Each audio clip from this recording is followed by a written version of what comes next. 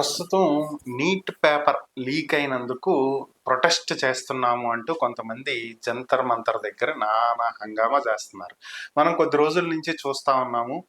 So ఇక్కడ పరిస్థితి ఏంటంటే అదుపు తప్పి పోలీస్ వాహనాలను ధ్వంసం చేయటం, ఉల్టా తిప్పి వేయటం, వాళ్ళ మీద రాళ్ళు ఇసరటం, నానా రచ్చ చేస్తున్నారు. సో మరి పోలీసులు ఏం చేస్తున్నారు, చూస్తా ఊరుకుంటున్నారా ఏంటి అంటే, ఇక్కడ పోలీసులకి కొన్ని నిబంధనలు ఉంటాయి. పై అధికారుల నుంచి చార్జ్ చెయ్యండి అని చెప్పి ఆదేశాలు వచ్చే వరకు వాళ్ళు ఏం చేయలేని పరిస్థితి.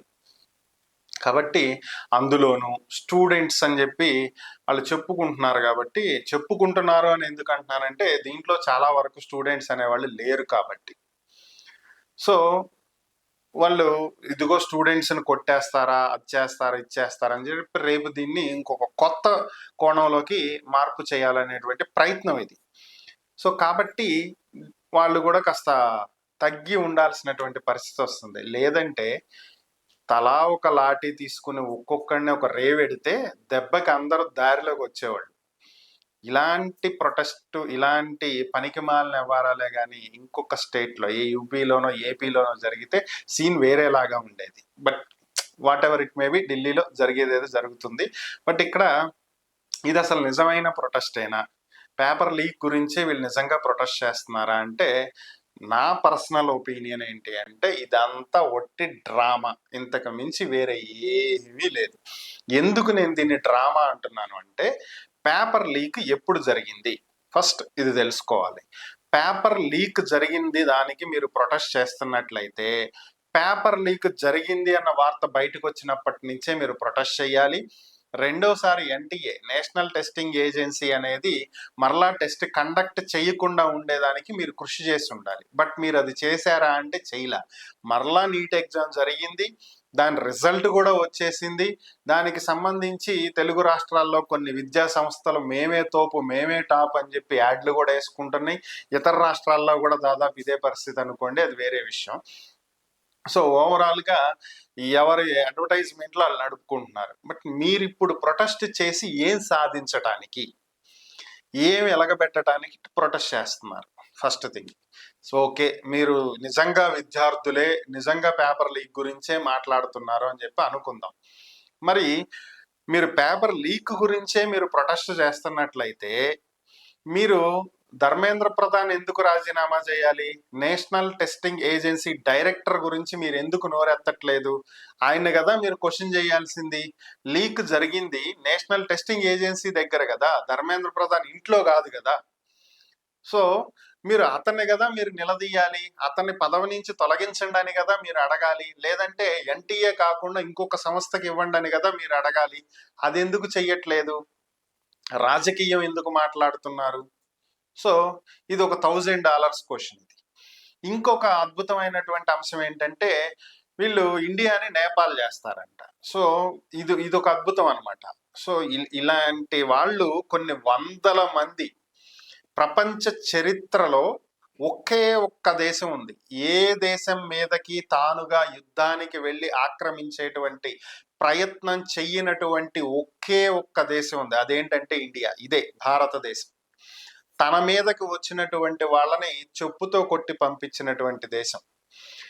మీలాంటి వాళ్ళు కొన్ని వందల మంది ట్రై చేశారు ఇండియాను ఆక్యుపై చేద్దామని. ఈ రోజు వరకు ఎవడి వల్ల గాల, ఎవడి దారిని ఆడు సర్దుకున్నాడు. ఇదేమి శ్రీలంక కాదు, బంగ్లాదేశ్ కాదు, పాకిస్తాన్ కాదు, మీ ఇష్టం వచ్చినట్టు అట్లా. ఇది ఇండియా. సో ఇక్కడ ఎట్లా ఉంటది అనేది మీకు ఫ్యూచర్లో అర్థమవుతుంది, మీరు నేపాల్ చేయటానికి లేకపోతే బర్మా చేయటానికి. ఓవరాల్గా మీరు పేపర్ లీక్ గురించి ప్రొటెస్ట్ చేస్తున్నప్పుడు ఇండియాని నేపాల్ చేయాలనేటువంటి ఆలోచనలు ఎందుకు వస్తున్నాయో అర్థం కానటువంటి అంశం ఒకటి.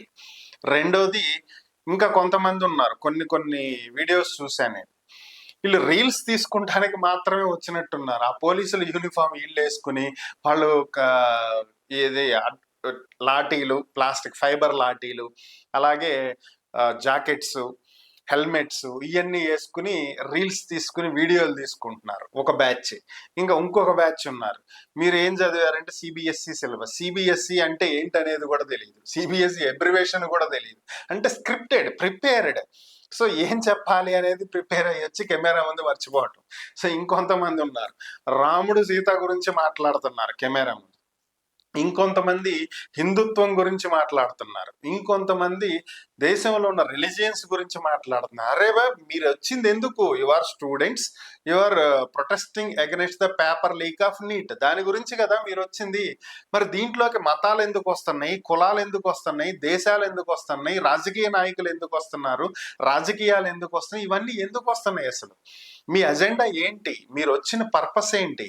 సో వీళ్ళు చేసేటువంటి వ్యాఖ్యలు, చేస్తున్నటువంటి ప్రొటెస్ట్లు, చూపిస్తున్నటువంటి కారణాలు, ఎవ్రీథింగ్ ఈజ్ పక్కా ప్రీ ఫ్యాబ్రికేటెడ్.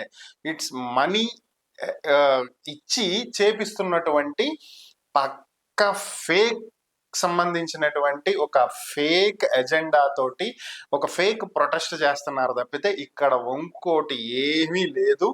మొత్తం ఎంటైర్ ఇండియాలో ఉన్నటువంటి జనాల్ని పిచ్చోళం చేసి చూపిస్తున్నటువంటి పరిస్థితి. మీడియా దీనికి హైప్ ఇచ్చి దీన్ని ప్రొజెక్ట్ చేయడం అనేది శుద్ధ దండగా. వీళ్ళని అట్లా వదిలేస్తే చివరికి వాళ్ళే సర్దుకుని ఎవరిళ్ళకి వాళ్ళు వెళ్తారు. ఇది ఓన్లీ చీప్ పబ్లిసిటీ కోసం చేస్తున్నటువంటి ఒక స్టంట్ ఇది. సింపుల్. పేపర్ లీక్ అనేటువంటి విషయం కూడా ఒక డ్రామానే నాకు తెలిసినంత వరకు. ఎందుకు ఇది డ్రామా అని అంటున్నానంటే, మీరు గమనిస్తే రెండోసారి నీట్ ఎగ్జామ్ జరిగినప్పుడు ఇండియాలో టెలిగ్రామ్ సేవల్ని ఒక 1 వీక్ వరకు కూడా బ్యాన్ చేసేసారు. ఇండియాలో టెలిగ్రామ్ ఎక్కడ వర్క్ అవ్వాల. ఎందుకు టెలిగ్రామ్ వర్క్ అవ్వలేదు? పేపర్ ఓన్లీ టెలిగ్రామ్ లోనే షేర్ చేస్తారా, మిగిలినటువంటి మెసేజింగ్ యాప్స్ లో షేర్ చేయకూడదా అని చెప్పి చాలా మంది మాట్లాడారు. ఇక్కడ ఒక టెక్నికల్ విషయం మీరు తెలుసుకోవాల్సి ఉంది. ఏంటి అంటే, మనందరికీ తెలిసిందే, వాట్సాప్లో మనం మెసేజెస్ పంపించిన తర్వాత ఒక సర్టెన్ టైం పీరియడ్లో దాన్ని ఎడిట్ చేయొచ్చు. తెలుసు కదా మీకు. సేమ్ టు సేమ్ మనకి టెలిగ్రామ్లో ఏంటంటే, ఒక డాక్యుమెంట్ని పంపించిన తర్వాత లేదా ఒక ఇమేజ్ని పంపించిన తర్వాత దాన్ని మరలా ఎడిట్ చేయొచ్చు. అంటే మీకు సింపుల్గా అర్థం అవటం కోసం చెప్తున్నా. ఇప్పుడు నేనేం చేస్తానంటే, నా దగ్గర ఒక 100 మంది నీట్కి ప్రిపేర్ అవుతున్నటువంటి స్టూడెంట్స్ ఉంటే నేను ఒక మోడల్ పేపర్ పంపిస్తాను. అరే ఈ మోడల్ పేపర్, ఇవి ఇంపార్టెంట్ క్వశ్చన్స్, ఇవి మీకు ఎగ్జామ్లో వచ్చే అవకాశం ఉంది, ఇది బాగా ప్రిపేర్ అవ్వండి అని చెప్పి నేను టెలిగ్రామ్ యాప్లో ఒక మోడల్ పేపర్ పంపిస్తే 100 మందికి రీచ్ అవుతుంది. సో దీన్ని నేనేం చేస్తానంటే, ఎగ్జామ్ అయిపోయిన వెంటనే, నీట్ ఎగ్జామ్ జరిగే వరకు ఇదే పేపర్ ఉంటుంది టెలిగ్రామ్ యాప్లో. ఎగ్జామ్ అయిపోయిన తర్వాత ఒరిజినల్ నీట్ పేపర్ అనేది బయటకు వస్తుంది కదా. వచ్చిన వెంటనే నేను ఏం చేస్తానంటే, ఈ కొత్త పేపర్ ఏదైతే ఉందో ఒరిజినల్ పేపరు, దీంతో పాత మోడల్ పేపర్ ఎడిట్ చేసి దాని ప్లేస్లో దీన్ని రీప్లేస్ చేస్తా. సో దీనివల్ల నాకు ఒరిగేది ఏంటి అని చెప్పి మీరు అనుకోవచ్చు. ఇక్కడే ఒక పెద్ద ఫ్లా ఉంది. ఏంటి అంటే, ఫస్ట్ థింగ్, మనకి వాట్సాప్లో 1024 ఆర్ 1027 మెంబర్స్కి మించి ఒక గ్రూప్లో ఉండటానికి లేదు. కానీ టెలిగ్రామ్లో 2 lakh పీపుల్ వరకు కూడా ఉండొచ్చు. నెక్స్ట్ ఇంకొకటి ఏంటి అంటే, వాట్సాప్ అనేది మొబైల్ నెంబర్ బేస్డ్లో వర్క్ అవుతుంది. ఇప్పుడు రీసెంట్గా యూజర్ నేమ్ రిజర్వ్ చేసుకోండి అని చెప్పి మెసేజెస్ వస్తున్నాయి అందరికీ. దాదాపు మీరు అందరూ చూసే ఉండొచ్చు మీ వాట్సాప్లో. కానీ టిల్ నౌ, ఇప్పటి వరకు కూడా మనకి ఓన్లీ మొబైల్ నెంబర్ తోటే వాట్సాప్ కనెక్ట్ అయి ఉంటుంది. అంటే టెలిగ్రామ్ మొబైల్ నెంబర్తో కనెక్ట్ అయి ఉంటుందా అంటే కనెక్ట్ అయి ఉంటుంది. కానీ టెలిగ్రామ్కి వాట్సాప్కి ఉన్న డిఫరెన్స్ ఏంటంటే, వాట్సాప్లో మీకు మొబైల్ నెంబర్ అనేది డిస్ప్లే అవుతుంది. ఎట్ ద సేమ్ టైం మీరు ఓటీపీ ఎంటర్ చేస్తేనే అది వర్క్ అవుతుంది. టెలిగ్రామ్లో మీ మొబైల్ నెంబర్తో పని లేదు. మీరు ఒక్కసారి ఓటీపీ ఎంటర్ చేసి రిజిస్టర్ అయిన తర్వాత మీకు ఒక యూజర్ నేమ్ అనేది అసైన్ చేస్తాడు, @ అని చెప్పి. అది మీరు కూడా మీ యూజర్ నేమ్ మీరు చూస్ చేసుకోవచ్చు. అదే యూజర్ నేమ్ తోటి మీ నెంబర్ ఎవరికి తెలియకుండా, ఏ యూజర్కి తెలియకుండా మీరు ఎంత మందితోనైనా సరే కనెక్ట్ అవ్వచ్చు టెలిగ్రామ్లో. ఇది మెయిన్ డ్రాబ్యాక్. అంటే ఏ యూజర్ నేమ్ నుంచి వెళ్ళింది అనేది మనం తెలుసుకోగలుగుతాం, కానీ ఏ మొబైల్ నెంబర్ దీనికి లింక్ అయి ఉంది అనేది మనం ఎగ్జాక్ట్గా పట్టుకోవటం అనేది టెలిగ్రామ్లో కొంచెం కష్టం. వాళ్ళ డేటాబేస్కి వెళ్ళి దాన్ని తీస్తే వచ్చిద్ది, అది వేరే విషయం. ఇంకొకటి ఏంటి అంటే, ఇప్పుడు నేను ఏదైతే చెప్పానో పేపర్ మాడిఫై చేయటం, ఫస్ట్ ఒక పేపర్ పంపించేసి ఎగ్జామ్ అయిన తర్వాత ఇంకొక పేపర్ పంపించడం. ఇక్కడే టెలిగ్రామ్లో ఉన్న ఫ్లా ఏంటి అంటే, ఇప్పుడు మీకు ఎగ్జాంపుల్గా చెప్తున్నాను. ఈరోజు జూలై 23వ తేదీ ఉదయం 10 గంటలకి నేను ఒక పేపర్ని సెండ్ చేశాను నా 100 మంది స్టూడెంట్స్కి గ్రూప్లో. నేను ఆగస్టు 1వ తేదీ ఎగ్జామ్ అయింది అనుకుందాం, అంటే ఇప్పటికి 7 days గ్యాప్ ఉంది. ఆగస్టు 1వ తేదీ నేను ఏం చేశానంటే కొత్త పేపర్ని తీసుకొచ్చి ఇక్కడ రీప్లేస్ చేశాను. ఇప్పుడు డేట్ ఏం చూపించాలి? ఆగస్టు 1వ తేదీ చూపించాలి, కానీ టెలిగ్రామ్లో జూలై 22వ తేదీనే చూపిస్తుంది. సో కొత్తగా మాడిఫై చేసినటువంటి డేట్ని చూపించదు. సో దీనివల్ల ఏమవుతుంది అంటే ఎగ్జామ్ కంటే ముందే పేపర్ లీక్ అయ్యింది అనేటువంటి దానికి ఒక ప్రూఫ్గా మారుద్ది అది. కానీ నిజానికి పేపర్ లీక్ అయ్యి ఉండదు.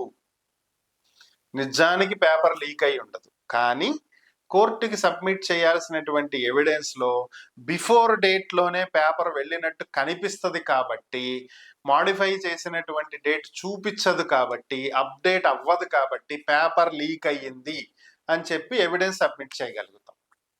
ఇది పెద్ద డ్రాబ్యాక్. సో ఈ కారణం చేతే ఎన్టీఏ అండ్ సెంట్రల్ గవర్నమెంట్ టెలిగ్రామ్ని 1 week పాటు బ్యాన్ చేయటం జరిగింది. ఫస్ట్ ఇది తెలుసుకోవాలి. సో అంటే లాస్ట్ టైం కూడా పేపర్ లీక్ జరిగి ఉండకపోవచ్చు. లాస్ట్ టైం కూడా ఇలాగే ఒక పథకం ప్రకారం ఒక ప్లాన్డ్గా చక్కగా పేపర్ని రీప్లేస్ చేసి ఈ విధంగా పేపర్ లీక్ అయిందని చెప్పి ఒక ప్రాపగాండా రైజ్ చేసి ఈ విధమైనటువంటి ప్రొటెస్ట్లు ఏదైతే గతంలో నేపాల్లో, బంగ్లాదేశ్లో జరిగినాయో అలాగే ఇండియాలో కూడా చేసి ప్రభుత్వాన్ని అస్థిరపరిచి దేశాన్ని తమ గుప్పిట్లోకి తెచ్చుకోవాలి అని చెప్పి కొన్ని విదేశీ శక్తులు ఆడిస్తున్నటువంటి ఒక మంచి డ్రామా. దానికి సొంత దేశంలోనే ఉంటూ డబ్బుకి కకృత్తి పడి కొంతమంది media channels, social media channels, YouTube ఛానల్స్తో పాటుగా పనికిమాలిన పార్టీల పేర్లు చెప్పుకుని ఆడుతున్నటువంటి ఒక మంచి డ్రామా. ఇది పరిస్థితి.